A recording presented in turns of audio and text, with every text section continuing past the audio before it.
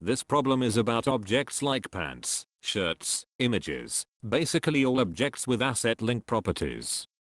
You won't encounter with this when you are inserting stuff directly to your object's value, but you'll encounter this when you are scripting them.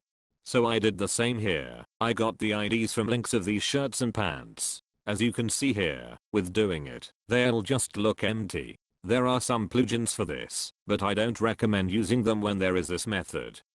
And that is, insert the object to workspace. This will be shirt and pants for my case, because I'm working with them. Now, copy the ID you got from the link and paste to the appropriate property. It's shirt template for this, and the ID you got from the property is the one you need. This is because you use template ID here, and the one you got from the browser is the shirt's ID. This object uses the template instead of the shirt in the website. Template is what you upload if you want to upload a shirt. When I equip now, it'll give me the proper clothes. This works with any objects like this, including decals. If your scripted image label or button doesn't show up in GUIs, you should try this method. That was it for this video. Hope you understood. See you in another one.